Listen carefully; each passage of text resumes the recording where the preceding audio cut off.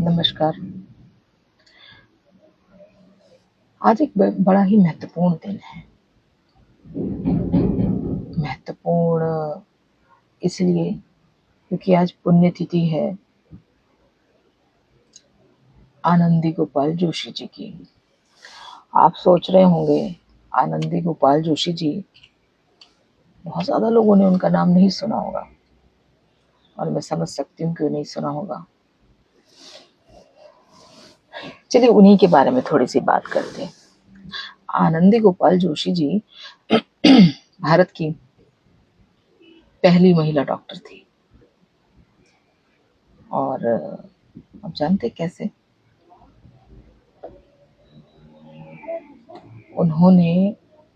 उनका जन्म 1865 में हुआ और मात्र 9 साल की उम्र में उनकी शादी हो गई और 14 साल की उम्र में उन्हें बच्चा हुआ जो नहीं रहा। अब महत्वपूर्ण क्यों है, क्यों उन्हें ऐसा लगा, क्यों वो पहली डॉक्टर बनी? उस समय पढ़ाई की बात करना अपने आप में बड़ी बात थी। हालांकि उनसे पहले जो महिला एजुकेशन के लिए बहुत ज़्यादा लड़ी, जिन्होंने अथक प्रयास किए, जिन्होंने महिलाओं की शिक्षा को प्राथमिकता दी और जिन्होंने कहा कि लड़कियों को भी अधिकार है पढ़ने का लिखने का, वो थी सावित्रीबाई फूले। 1848 में उन्होंने एक पहला स्कूल, बालिका स्कूल बनाया पुणे में। वहां से ये लड़कियों की शिक्षा की तरफ वो पहला कदम था। तो हुआ यूं कि 1865 में ये पैदा हुई, 9 साल की उम्र में इनकी शादी हुई, 14 साल की उम्र में इन्हें एक बच्चा हुआ जो इन्हें एक महिला डॉक्टर या डॉक्टर ना मिलने के कारण नहीं रहा।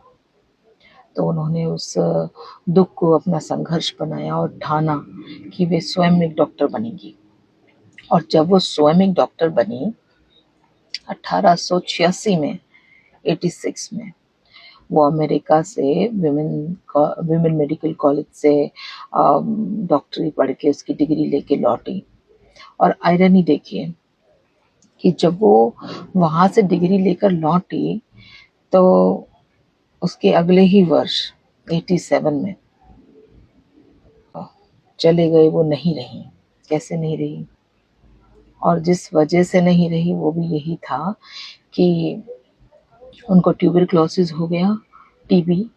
और उस समय टीबी की बीमारी की कोई इलाज नहीं था, उसके बारे में जागरूकता नहीं थी और अत्यधिक परिश्रम के कारण, अत्यधिक समुद्री, क्योंकि वो अमेरिका गई थी पढ़ने के लिए, तो समुद्री यात्रा की और वो शारीरिक रूप से कमज़ोर थी, परिश्रमी थी और कठोर मौसम था, उसके कारण जो ट्यूबरक्लोसिस था वो अनकंट्रोल हुआ और वो उनका जीवन जो है लीला समाप्त हो गई।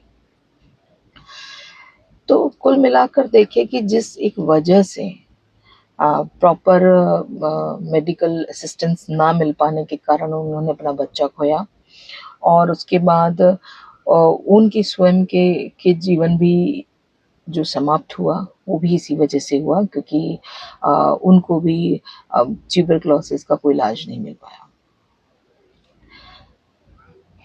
पर मैं ये मानती हूँ कि उनके जीवन का अंत नहीं था। उनके जीवन का अंत नहीं था। उनके जीवन का अंत नारी जागरण की ओर एक सशक्त ये समझिए पड़ाव था कि उसके बाद और नारियां ये सोच पाई और महिलाएं ये सोच पाई कि वो भी डॉक्टर बन सकती हैं।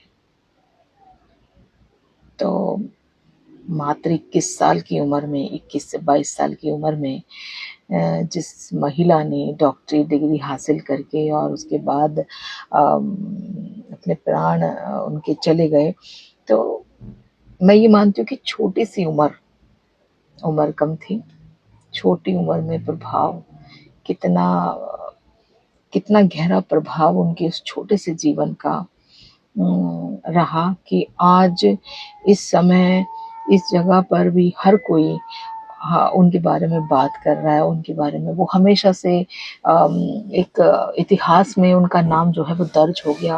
वो पहली महिला डॉक्टर के नाम से हम सब के बीच में जीवित हैं, in the form of inspiration, in the form of motivation, in the form of a legendary lady.